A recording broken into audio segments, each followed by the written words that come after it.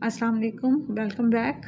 आज हम hilly area का इंग्लिश क्लास 5 के पेपर डिस्कस करेंगे। इसमें भी 3 सेक्शंस हैं, section A, section B, section C. Section A जो है वो ऑब्जेक्टिव टाइप क्वेश्चंस होते हैं, जबकि सेक्शन बी और सेक्शन सी जो है, सेक्शन बी में एक शॉर्ट क्वेश्चंस होते हैं, जबकि सेक्शन सी में लॉन्ग क्वेश्चंस होते हैं जिसमें पिक्चर डिस्क्रिप्शन भी मस्ट होती है। ठीक है, अब हम अपने पेपर की तरफ चलते हैं। सेक्शन ए को हम डिस्कस करते हैं कि इस दफ़ा हिली एरिया में किस किस्म का पेपर आया, हम उसको सॉल्व भी करते हैं। सेक्शन ए में आपको पहले चूज़ द करेक्ट आंसर है। Which one of the following does not describe the quality of the good person. Good person की कौन सी क्वालिटी ऑप्शंस में ऐसी है जो कि सही नहीं है, जो गुड पर्सन के लिए नहीं है, तो वो क्या है? विकेड, चालाक। ठीक है, चालाक जो है वो गुड क्वालिटी नहीं होती। The meaning of the word dominating is, dominating का मीनिंग क्या है? ठीक है, 4 मीनिंग्स आपको दिए हुए। जो डी ऑप्शन है, taking over, this is the meaning of the dominating, क्योंकि इसका मतलब क्या होता है कि किसी के ऊपर हावी हो जाना। Aliyan completed his homework carefully before going out to play। अब केयरफुली को अंडरलाइन किया गया और आपसे ये पूछा गया है कि ये जो अंडरलाइन टाइप ऑफ वर्ब है वो किस किस्म की है। वर्ब की मुख्तलिफ टाइप्स होती हैं, type of frequency, time, place, manner. ठीक है, तो ये जो टाइप है वो मैनर है। Adjective of dash describes where something comes from. ठीक है, एडजेक्टिव की कौन सी चीज़ बताती है कि ये किस किस्म का है। ठीक है, तो वो उसका ओरिजिन है। The word that are usually place after the verb, verb के फ़ौरन बाद जो वर्ड आता है वो डिस्क्राइब करता है ना वर्ब को, तो वो एडवर्ब होता है। राइट। क्वेश्चन नंबर 2 की तरफ चलते हैं। क्वेश्चन नंबर 2 में हमारे पास है identify the following sentences as present, future, present, past and future continuous tense. Present, past, future continuous. Present continuous में इज़, एम, आर आता है और वर्ब के साथ आईएनजी आता है। पास्ट कॉन्टीन्यूस के साथ वॉज या वर आता है और वर्ब के साथ आईएनजी आता है, जबकि फ्यूचर कॉन्टीन्यूस टेंस के साथ विल, बी और साथ में वर्ब के साथ आईएनजी आता है। तो पहला जो है वो children are swimming in the pool, तो प्रेजेंट कॉन्टीन्यूस टेंस हो गया। सेकेंड वन है क्योंकि आर स्विमिंग आया है। Saif was reading a story, अब वॉज रीडिंग है तो वो पास्ट टेंस हो गया, तो पास्ट कॉन्टीन्यूस टेंस है, आईएनजी भी वर्ब के साथ लगा है। She will be visiting, will be visiting जो है ये फ्यूचर कॉन्टीन्यूस है, क्योंकि विल है और विल वाले सेंटेंस फ्यूचर को शो करते हैं, और आईएनजी भी लगा है, बी भी लगा है, इसलिए ये फ्यूचर कॉन्टीन्यूस टेंस होगा।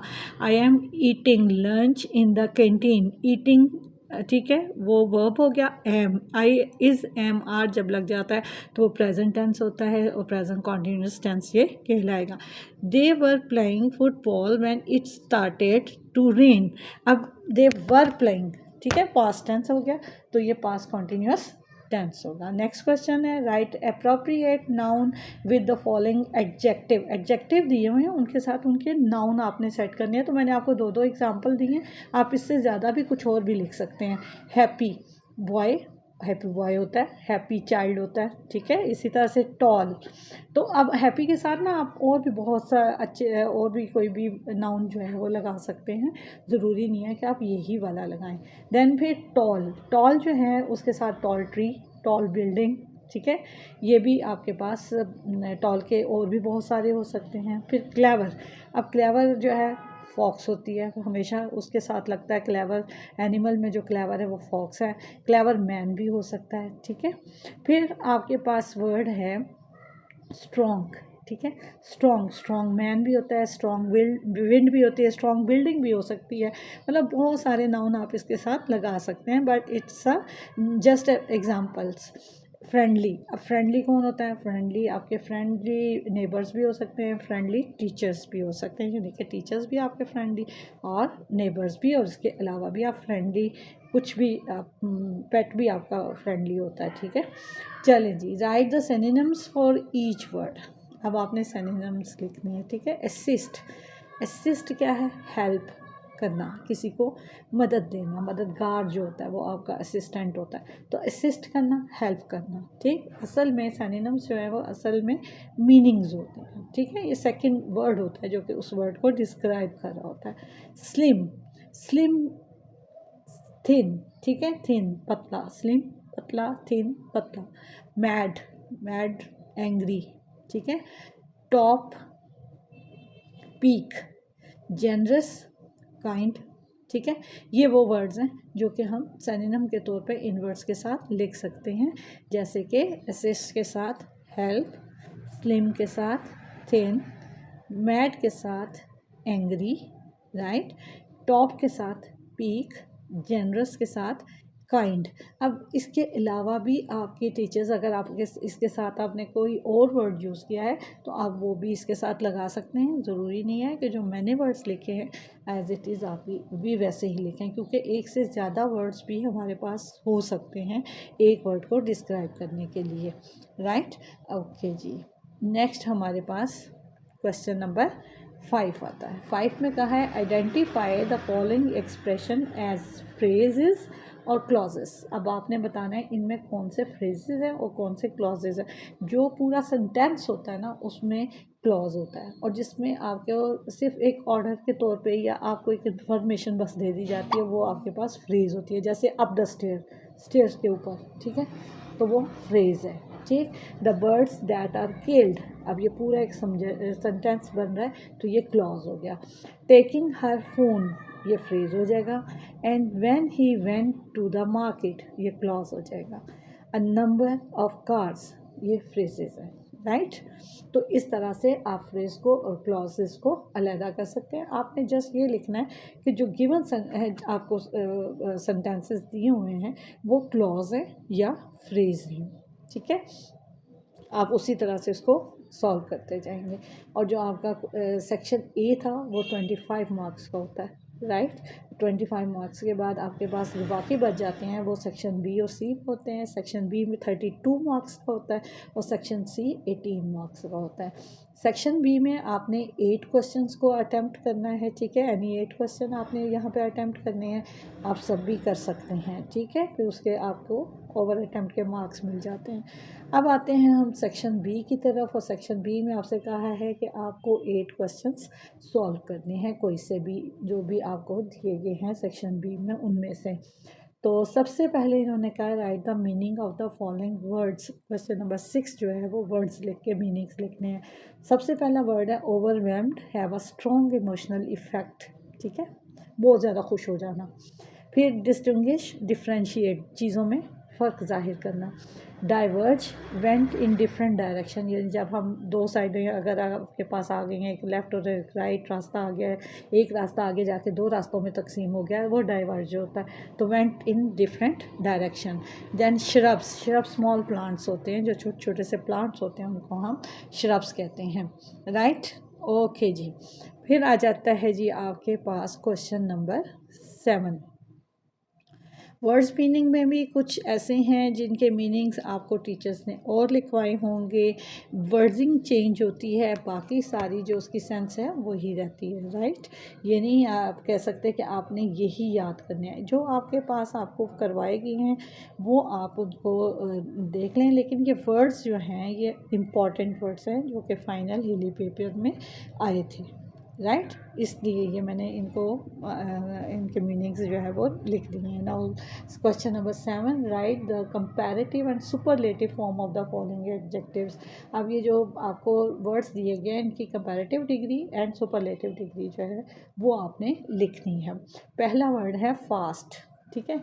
अब कंपैरेटिव सुपरलेटिव डिग्रीज जो हैं वो कौन सी होती हैं, जिनमें ER और EST लगता है और कुछ में मोर और मोस्ट लगता है, राइट। तो उनको आपने ख्याल में रखना है और उसमें देखना है कि कौन से वर्ड के साथ जो है ER और EST लग जाता है और कौन से ऐसे वर्ड्स हैं जिनके साथ मोर और मोस्ट लगता है, तो उनको वैसे ही आपने लिखना है। इसके लिए आप क्या करेंगे, 3 कॉलम्स बना लेंगे, एक में वर्ड्स लिख देंगे, एक में कंपैरेटिव डिग्री और थर्ड में सुपरलेटिव डिग्री लिख देंगे। फिर आप वर्ड्स लिखते जाएंगे और उनकी डिग्रीज आगे लिखेंगे। फास्ट की जो कंपैरेटिव डिग्री है वो फास्टर है और सुपरलेटिव डिग्री फास्टेस्ट है, ठीक है, फास्ट, फास्टर, फास्टेस्ट। इसी तरह से जब हम लाउड की बात करते हैं तो लाउड, लाउडर, लाउडेस्ट, ठीक है, loud, louder, louder, loudest. Easy, easier, easiest. Then interesting, more interesting and most interesting, ठीक है। तो ये आपके पास थे जो सुपरलेटिव डिग्री में और कंपैरेटिव डिग्री के लिए थे। इसके अलावा भी वर्ड्स आ सकते हैं, जैसे ब्यूटीफुल है तो उसके लिए भी मोर ब्यूटीफुल, मोस्ट ब्यूटीफुल, ठीक है। इस तरह से हम इनको करते हैं। नेक्स्ट आपके पास है क्वेश्चन नंबर 8, उसमें कहा है fill in the blanks with the correct word to complete the analogy. अच्छा, अब आप देखिए जैसे अभी is a honey, is to honey, as a cow is to, यानी बी से आपको हनी मिलता है तो काउ से आपको क्या मिलता है, मिल्क। ठीक है। A knife is to cut, अगर नाइफ कट करता है। As a needle is to, needle क्या करती है, नीडल सुई होती है, वो स्यू करती है, वो स्टिच करती है, right. Eyes are to see, आंखों से आप देखते हैं। As ears are to, ears क्या करते हैं, हेयर करते हैं, आप उनसे सुनते हैं। ठीक है। Winter, winter is to cold, winter जो है जैसे ही हमारे माइंड में विंटर का वर्ड आता है तो हम कहते हैं ये कोल्डनेस को शो कर रहा है। और समर जैसे ही होता है उसके लिए हमारे पास क्या वर्ड आता है, हॉट, तो समर जो है वो हॉट होती हैं। तो इस तरह से हम इन सेंटेंसेस को सॉल्व करेंगे, राइट। ओके जी, नेक्स्ट क्वेश्चन है, और नेक्स्ट क्वेश्चन में भी आपको चेंज करना है वर्ब्स को नाउन में और उनके साथ सफिक्सेस लगाने हैं। ठीक है। अब सफिक्सेस जो हमेशा वर्ड्स के एंड में आता है और वो उसके मीनिंग को बदल देता है, वर्ड को बदल देता है। अब आपको दो सफिक्सेस दिए हुए हैं, एक ओ आर और एक ई आर। आपने ओ आर या ई आर में से एक लगाना है एक वर्ड के साथ। अब जैसे है टीच, ठीक है, टीच के साथ ओ आर लगेगा या ई आर लगेगा। आप टीच से नया वर्ड बनाए ना, अगर ओ आर लगाते हैं एंड पे तो कोई वर्ड नहीं बनता, तो ई आर लगाते हैं तो वो टीचर बन जाता है। अब टीच का मतलब है पढ़ाना, टीचर का मतलब है पढ़ाने वाला, तो इसका मीनिंग भी बदल गया, राइट। हमेशा जब भी आप प्रीफिक्सेस या सुफिक्सेस लगाते हैं तो उससे मीनिंग वर्ड्स का चेंज हो जाता है। ठीक है। तो टीच का क्या आ गया, टीचर। एक्ट, एक्ट करना, अब एक्टर, ठीक, एक्ट से एक्टर है तो टी ओ आर आता है, ओ आर इसके अंदर लगेगा, तो एक्ट से एक्टर, एक्ट करना, काम करना, एक्ट करना, और एक्टर वो एक्ट करने वाला यानी किरदार करने वाला। ठीक है। फिर फार्म, फार्म है, उसके उसके साथ ई आर लगाएंगे तो फार्मर बन जाएगा, किसान बन जाएगा।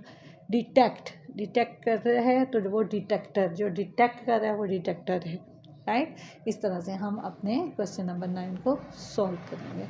अब हमारे पास आ जाता है जी क्वेश्चन नंबर 10, और क्वेश्चन नंबर 10 में कहा है कि fill in the blanks with the suitable conjunction from the list below. नीचे आपको लिस्ट दी गई है, इन लिस्ट में से आपने लगाना है। We will start our homework dash we finish our lunch, क्या हम उस वक्त अपना होमवर्क स्टार्ट करेंगे जब हम लंच कर लेंगे, तो आफ्टर लंच। ठीक है ना, जब हम लंच के बाद अपना होमवर्क स्टार्ट करेंगे तो आफ्टर आएगा। She went back to the place dash she had left her bag, यानी जहाँ उसने बैग रखा था वहीं पे हम जा रहे हैं, तो वेयर, राइट। फिर आपके पास है जी he waited dash the rain stopped, यानी उसने कब तक इंतज़ार किया रेन के स्टॉप होने, तो उसके लिए वर्ड क्या आएगा कब तक के लिए, अनटिल, राइट, जब तक। I don't know whether he will come to the party और नॉट, तो हम ये अब इसमें स्पेलिंग थोड़ी सी मिस्टेक है, WHETHER, राइट, वेदर। ओके जी, next question, question number 11। Question number 11 में हमें कहा है identify the subject and predicate in the following sentences. अब आपने सेंटेंस और प्रेडिकेट को सेपरेट करना है। अब उसके लिए आप क्या करेंगे, आप एक बॉक्स बना लें, एक साइड पे आप नंबरिंग दे दें कि आप कौन से सेंटेंस को का सब्जेक्ट और प्रेडिकेट लिखने लगे हैं, और दूसरे में लिखें सब्जेक्ट और तीसरे में लिखें प्रेडिकेट, राइट। अब आप देखें आपके पास फर्स्ट जो सेंटेंस है वो है the little boy played with his new toy. ठीक है, द लिटिल बॉय है ना, वो सब्जेक्ट जो काम कर रहा होता है, ये जो जुमले के अंदर सेंटेंस के अंदर जो इन्वॉल्वमेंट होती है जिसकी, वो सब्जेक्ट है। ठीक है, और जो काम हो रहा होता है ना वो प्रीडिकेट है, played with his new toy. ठीक है, ये प्रीडिकेट होगा। इसी तरह से my friend enjoyed the picnic yesterday, तो my friend is the subject, enjoyed the picnic yesterday, उसने क्या किया, उसने कल पिकनिक को इन्जॉय किया, तो ये प्रीडिकेट होगा। The bright star is the subject and the predicate is shone in the night sky, ठीक। Then a clever fox trick the crow. A clever fox ये सब्जेक्ट हो गया और ट्रिक्ड द क्रो वो आपके पास प्रेडिकेट हो गया। Use the following word in your own sentences. अब मैंने वैसे ही एक आपको ये दे दिया, आप अपने सेंटेंस खुद से बनाएंगे, राइट। आपको वर्ड्स दिए हुए हैं, अटेंटिवली, ट्रैम्पल, बो, इन्फ्लुएंस। तो आपने इनके सेंटेंसेस बनाने हैं और सेंटेंसेस हर बच्चा खुद से बना लेता है। ये तो एक एग्जांपल के तौर पे मैंने आपको बना के दिए हैं। अगर आप ये भी याद करना चाहते हैं तो आप कर सकते हैं। फर्स्ट वर्ड है। अब इसी तरह से आप लाइंस ड्रॉ करेंगे अपने आंसर शीट के ऊपर। एक तरफ वर्ड्स लिखेंगे, एक तरफ सेंटेंसेस लिखेंगे और नीचे वर्ड्स के नीचे पहला वर्ड लिखेंगे। जैसे अटेंटिवली है वर्ड, आपने उसका सेंटेंस बनाना है, the student listened attentively to the teacher, ठीक है। Trample, do not trample the flower in the garden. Bow, a bird built its nest on the strong bough of the tree. Influence, parents have a great influence on their child's behavior, ठीक है। अब ये आपके पास आ गए जी sentences जो मैंने आपको बना के बता दिए हैं। This is the model of the sentences. आप अपने सेंटेंसेस खुद से भी बना सकते हैं। नेक्स्ट क्वेश्चन आपके पास है क्वेश्चन नंबर 13। उसमें कहा है right opposite of the following words, ठीक है। वर्ड्स ऑपोजिट का वैसे ही कॉलम बनाएंगे आप, एक साइड पे लिखेंगे वर्ड्स, एक साइड पे लिखेंगे ऑपोजिट, और फिर इसको आपने सॉल्व करना है, ठीक है। इस तरह पेपर जो है वो बहुत ज़्यादा नीट लगता है और इजी आपके लिए हो जाएगा। और एक तो नीट होगा, दूसरा टीचर के लिए बहुत आसान होता है इसको चेक करना और आप उसको गलती की गुंजाइश भी नहीं रहती। बिज़ी, फर्स्ट वर्ड है आपके पास बिज़ी, ठीक है। तो आपने वर्ड्स ऑपोजिट के 2 कॉलम बना लेने हैं। पहला वर्ड लिखना है बिज़ी, तो बिज़ी का आपने ऑपोजिट लिखना है। बिज़ी का मतलब होता है मसरूफ़, तो उसका क्या हो गया फ्री, और आइडल वो भी फ्री, ठीक है, बेकार बैठे हुआ। ऑफन, ऑफन जो है वो है सेल्डम। ऑफन का मतलब होता है अक्सर, सेल्डम होता है कभी कभी, रेयरली का मतलब होता है कभी कभी। ऑफन का ऑपोजिट क्या हो गया सेल्डम, रेयरली। लास्ट, लास्ट में आना, ये इसका ऑपोजिट क्या होगा फर्स्ट आना, तो फर्स्ट, लास्ट का फर्स्ट। मैनी बहुत सारे, फ्यू चंद कुछ, ठीक है। चलें जी, नेक्स्ट आपके पास है जी क्वेश्चन नंबर 14 और इसमें आपसे कहा है complete the blanks with correct form of verb given in the brackets. Brackets में हर सेंटेंस के आगे आपको वर्ड्स दिया गया है, आपने उनके सही फॉर्म लगानी है। अगर प्रेजेंट टेंस है तो उसमें प्रेजेंट वाला लगाएंगे, पास्ट की अगर फॉर्म लगनी है तो पास्ट लगाएंगे, राइट। चलें जी, the teacher dash the class well. अब टीचर एक है, प्रेजेंट टेंस है, तो टीचेस द क्लास वेल, ठीक है। यस्टरडे, अब यस्टरडे कल की बात हो रही है, इट्स मीन कि ये पास्ट टेंस है। Yesterday Ali dash a beautiful picture, और ड्रॉ है। अब ड्रॉ की सेकंड फॉर्म जो पास्ट फॉर्म होती है वो ड्रू होती है, तो yesterday Ali drew a beautiful picture, ये पास्ट टेंस हो गया, ठीक है। इसमें सेकंड फॉर्म लगेगी। द एथलीट विल, विल वाला कौन सा जुमला है फ्यूचर का जुमला है, उसमें आपकी फॉर्म चेंज नहीं होती। The athlete will dash really high, तो जंप है तो वो जंप ही रहेगा क्योंकि ये फ्यूचर टेंस है। The students are dash a letter, अभी हमने पीछे पढ़ा था प्रेजेंट कॉन्टीन्यूस, आर है ना तो राइट अ लेटर तो नहीं आएगा, आर राइटिंग अ लेटर, तो इसके साथ फॉर्म के साथ ING लग जाएगा। फिर आ जाता है क्वेश्चन नंबर 15 और क्वेश्चन नंबर 15 में कहा है add a word to each of the following to make the compound word, ठीक है। अब एक वर्ड दिया हुआ है उसके साथ दूसरा इस तरह से लगाना है कि वो एक नया वर्ड बन जाए, कंपाउंड वर्ड हो जो 2 वर्ड से मिलके बनता है लेकिन उसका एक इंडिविजुअल मायने होता है, मीनिंग होता है। हैंड बैग, अब हैंड और बैग अगर 2 देखें 2 वर्ड्स हैं और जब हम हैंड बैग कह देते हैं तो उससे एक नया वर्ड बन जाता है जो कि आपके पास हैंड बैग जो आप बैग्स होते हैं। जैसे डैश फॉल, डैश फॉल है तो रेन फॉल, अब इससे बारिश होगी, राइट। फिर बुक, बुक है और साथ में शेल्फ लगा दिया तो बुक शेल्फ, एक पूरा कंपाउंड वर्ड से एक नया वर्ड बन गया। आइस क्रीम, ठीक है, क्रीम है तो आइस क्रीम। तो इससे भी हमारे पास एक न्यू वर्ड बन गया और हमने इसके जो कंपाउंड वर्ड्स थे वो बना लिए। ठीक है, बुक, शेल्फ, आइस, क्रीम। तो इस तरह से हम अपने कंपाउंड वर्ड्स को बनाते हैं, उनका मीनिंग जो है एक मीनिंगफुल वर्ड बने। राइट, ये नहीं है कि आपने कुछ भी लगा दिया और फिर आप कहेंगे हमने तो सही लगाया था, बट उसका मीनिंग सही होना चाहिए, वो एक मीनिंगफुल वर्ड बनना चाहिए। क्वेश्चन नंबर 16 की तरफ आते हैं और उसमें कहा है sort these word as a masculine and feminine. अब आपको ये नहीं कहा कि मैस्कुलिन फेमिनिन लिखें, आपसे ये कहा है कि जो वर्ड्स दिए गए हैं आप उनमें से बताएं कौन से मैस्कुलिन हैं और कौन से फेमिनिन्स हैं। राइट, अब आपने क्या करना है, दो कॉलम बनाने हैं, एक तरफ लिखना है मैस्कुलिन और एक तरफ लिखना है feminine.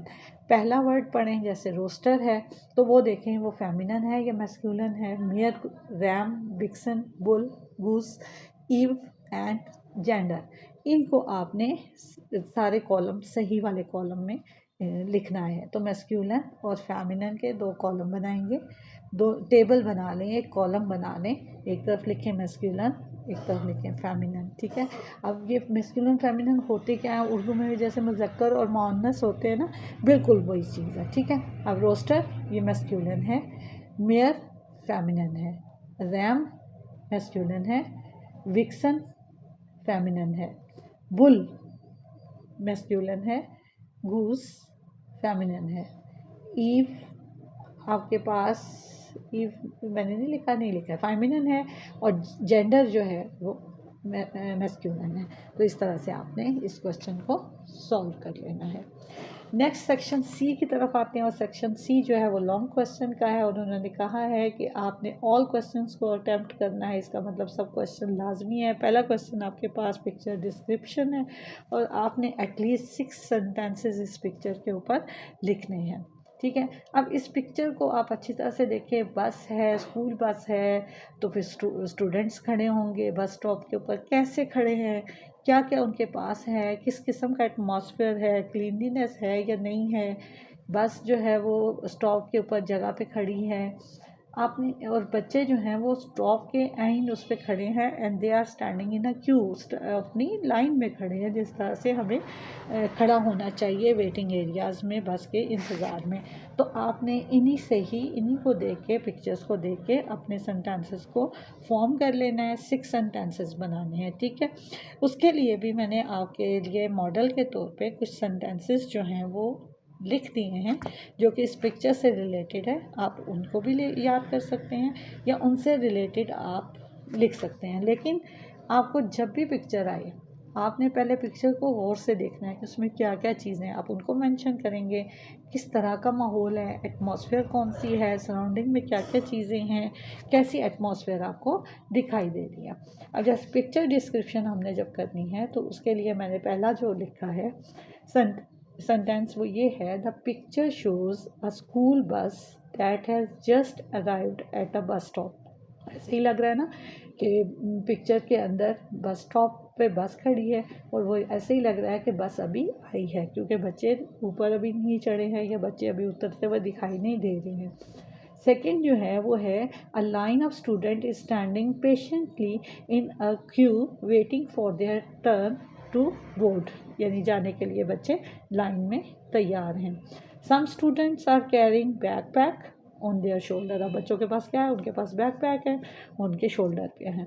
The bus stop is neat and clean. Atmosphere कैसी है, नीट एंड क्लीन है। All the children are looking happy because they are going back to their home, so they are happy. Everyone is following the rule. हर कोई जो है वो rule को follow कर रहा है, कोई भी आपस में एक दूसरे से शरारत नहीं कर रही है, धक्का नहीं दे रहे हैं एक दूसरे को, पुलिंग वगैरह नहीं हो रही है। तो ये आपने इससे पिक्चर को डिस्क्राइब कर दिया। तो इस किस्म के पिक्चर लिखते हैं, this is bus stop, this is बस एंड, ये इस तरह नहीं लिखते। ठीक है, पूरे सेंटेंसेस लिखेंगे। 5th क्लास है आपकी। अब दिस और डैट वाले जो सेंटेंसेस हैं उनसे आप अवॉइड करेंगे। क्वेश्चन नंबर 18 है, right a paragraph explaining the importance of reading book, include reason why reading is helpful and how it can benefit student in their studies and daily life. आपने ये लिखना है कि रीडिंग हैबिट जो है वो कैसी होती है, रीडिंग बुक्स जो है वो क्या है, रीज़न क्या है कि हमें हेल्पफुल होती हैं, किस तरह से ये बेनिफिट्स पहुंचाती हैं स्टूडेंट्स को। या write a letter to the principal of your school requesting to organise an extra curricular activities like art, music और debating club. Explain why these activities are important and how they will benefit the student. तो ये भी आपको letter लिखना है, एक में paragraph लिखना है, एक में लेटर लिखना है। अब कैसे पैराग्राफ लिखना है, कैसे लेटर लिखना है, उसके लिए भी मैंने आपको एक मॉडल के तौर पे आपको पैराग्राफ भी लिख दिया है इसी वीडियो के अंदर, और साथ में लेटर भी लिख दिया। ठीक है, लेटर का फॉर्मेट और होता है, पैराग्राफ एक पैराग्राफ की फॉर्म में लिखा जाता है। ठीक है, पैराग्राफ राइटिंग में जब हमने ये लिखना है कि बुक्स इम्पोर्टेंस क्यों है रीडिंग स्टूडेंट्स के लिए, और उनसे उनको क्या बेनिफिट्स होते हैं, उनके पढ़ने से उनके अंदर क्या एनहांस होता है, राइट। तो reading book is very important for students because it helps improve their language, knowledge and imagination.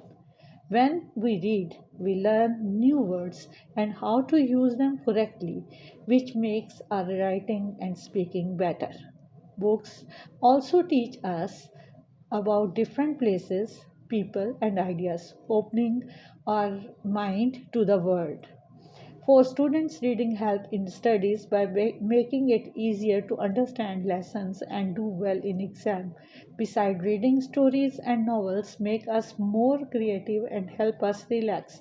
In daily life, reading builds confidence and help us become better thinker and communicator. Therefore, making reading habit is one of the best way to grow smarter and more successful.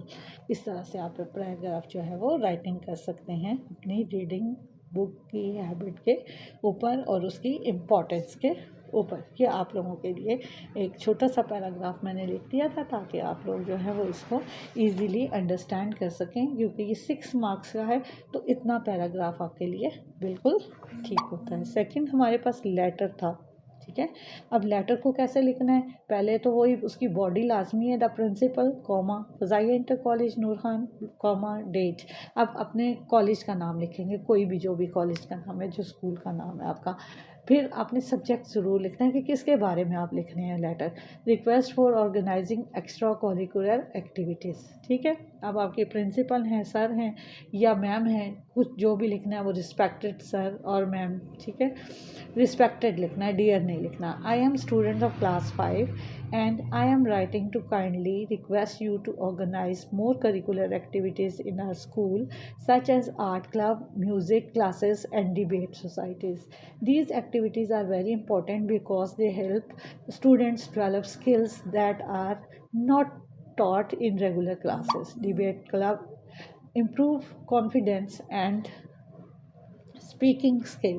Such activities also teach teamwork, discipline, and time management. Many students like me are eager to explore our talent beyond textbook.